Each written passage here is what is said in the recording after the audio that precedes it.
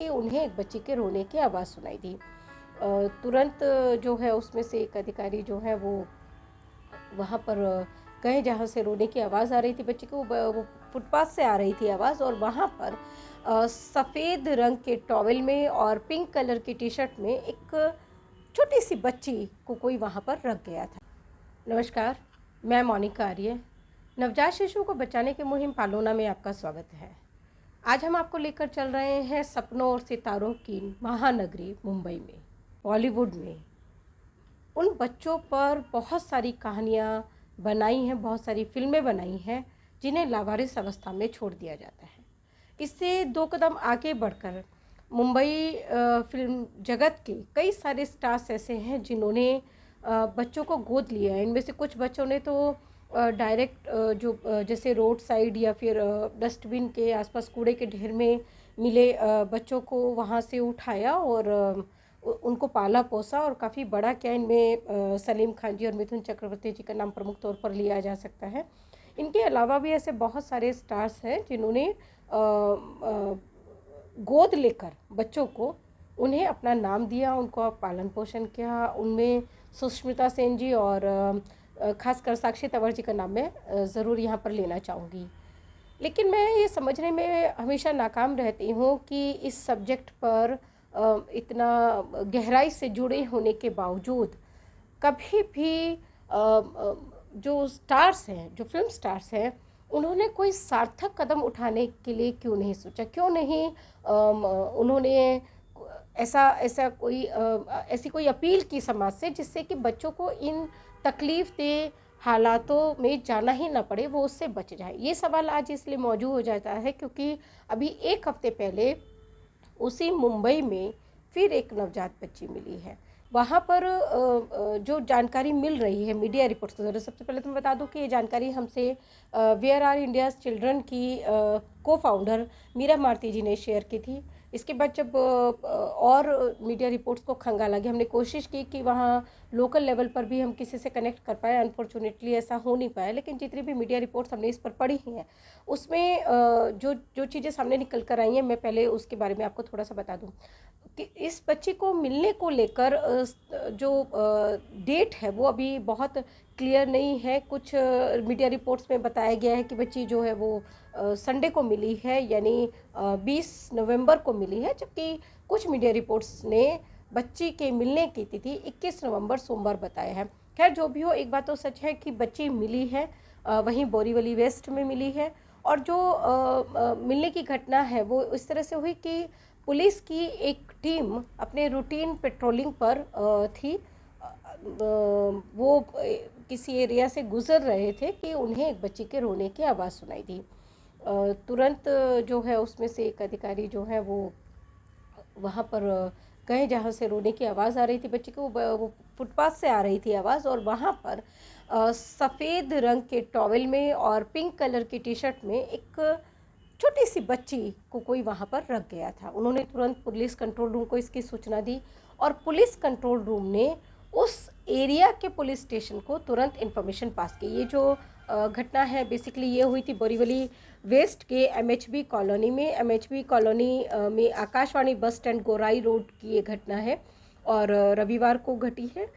इसमें जब MHB police station को बच्ची की जानकारी मिली तो वहाँ से तुरंत निर्भया दस्ते को घटनास्थल के लिए रवाना कर दिया गया। इस दस्ते में हवलदार कमला मोले जी, एएसआई घारगे जी और ड्राइवर वाल्वी जी थे।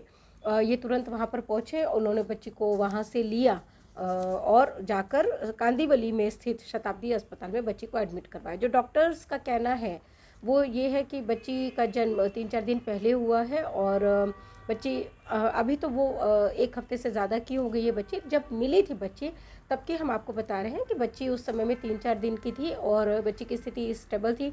सबसे अच्छी बात ये थी इस घटना में कि बच्ची को किसी भी तरह का कोई नुकसान नहीं हुआ था। बच्ची एकदम सकुशल थी, उसको किसी कीड़े ने नहीं काटा था, किसी जानवर ने उसको कोई भी नुकसान नहीं पहुँचाया था। और ऐसा लगता है कि उस बच्चे को वहाँ पर रखे हुए ज़्यादा देर भी नहीं हुई होगी। ये 8 बजे का 8 से 9 बजे के बीच का समय था जब पुलिस ने बच्ची को वहाँ से रिकवर किया। पुलिस ने इस मामले में आईपीसी सेक्शन 317 के तहत केस दर्ज कर लिया है। इसमें जो इम्पोर्टेंट बात जो मैं आपको बताना चाहती हूँ वो ये है कि हमारा अनुभव ये कहता है कि इस तरह से जो बच्ची को वहाँ पर सहेज के रख दिया गया था, तरीका भले ही सही नहीं था, वो जगह भले ही बिल्कुल सही नहीं थी, लेकिन उनकी मंशा गलत नहीं थी। इसको देखकर इसके पीछे एक जो कारण है वो ये है कि बच्ची जो है वो 8 से 9 बजे के बीच में मिली है। आमतौर पर बच्चे इस समय में नहीं मिलते हैं और वो फुटपाथ पर मिली है। उस समय में हो सकता है कि वहाँ पर नियमित तौर पर पुलिस गश्ती दल वहाँ से गुजरता हो और इसकी जानकारी किसी को हो, इसीलिए उस बच्ची को उस समय में वहाँ पर रखा गया था।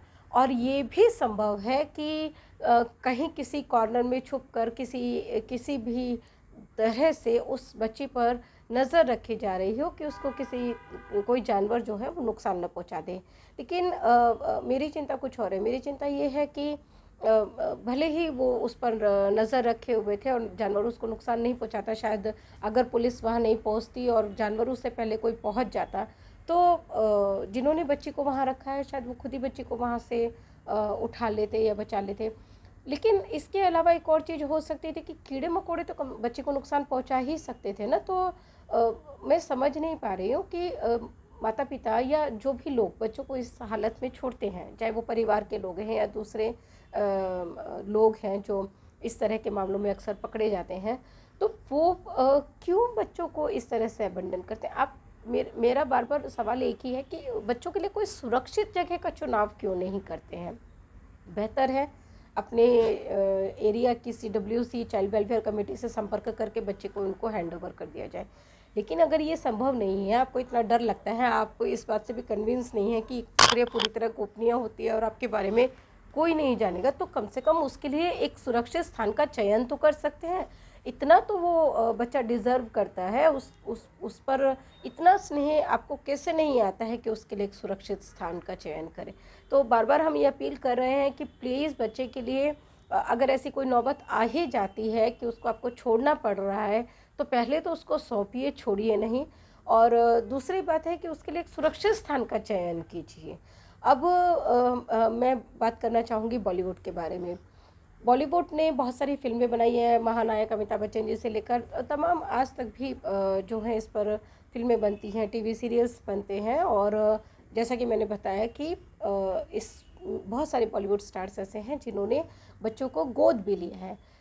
मेरी अपील उनसे इतनी है कि जब आप इतना समझते हैं कि ये गंभीर विषय है और इससे बच्चे का पूरा जीवन प्रभावित हो जाता है और आपके लाखों फॉलोअर्स होते हैं, तो आप क्यों नहीं एक छोटी सी अपील कर देते हैं अपने फॉलोअर्स से कि एक जागरूकता के लिए ये कर सकते हैं कि सेफ सरेंडर पॉलिसी जो सरकार की पॉलिसी, जो भारत सरकार ने इन्हीं बच्चों को ध्यान में रखकर बनाई हुई है एक विकल्प के तौर पर, उसके बारे में लोगों को जानकारी दें, लोगों को बताएं। एक आपका एक ट्वीट, एक छोटी फेसबुक पोस्ट या एक छोटा सा कुछ सेकंड्स का वीडियो भी वो काम कर सकता है जो सरकारी या नॉन गवर्नमेंट सेक्टर जो है वो नहीं कर पा रहा है।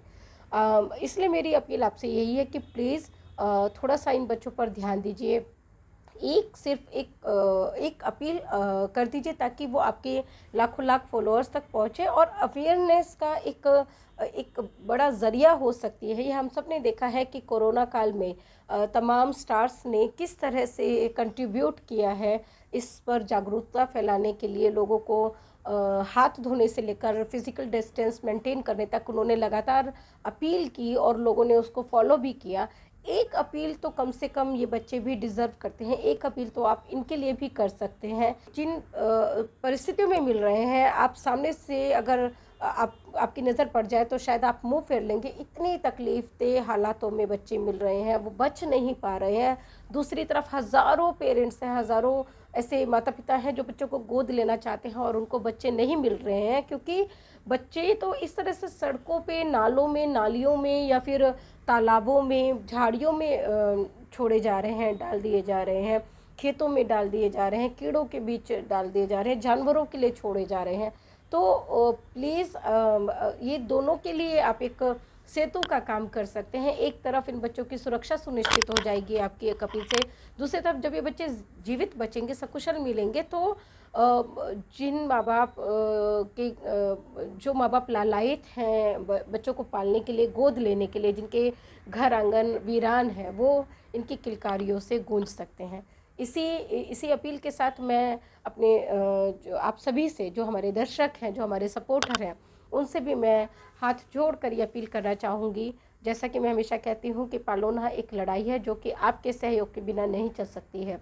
इसलिए प्लीज़ आप हमारे इस यूट्यूब वीडियो को सब्सक्राइब कीजिए और वहाँ पर एक बेल का आइकन होगा, उसको आप ऐसे क्लिक कर दीजिए, ताकि जब भी कोई नया वीडियो यहाँ पर अपलोड होता है तो इसकी जानकारी आपको मिल जाएगी। और वो कंटेंट, वो जानकारी सिर्फ अपने तक आप नहीं रखिए, बल्कि उसको आप अपने सर्किल में भी शेयर कीजिए। हम लोग इसीलिए ये वीडियोस बना रहे हैं, ये बिल्कुल भी आसान नहीं है मेरे लिए बनाना, लेकिन फिर भी हम करेंगे। हमको लगता है कि कहीं से क्या पता कुछ ऐसा हो जाए कि इन बच्चों को बचाने में हम लोग कुछ महत्वपूर्ण सार्थक योगदान दे पाएँ, कुछ कुछ ऐसा कर पाएँ जिससे बच्चे इन तकलीफ़देह हालातों में जाने से बच जाएँ। इसी अपील के साथ मैं आपसे इजाज़त लेती हूँ। नमस्कार।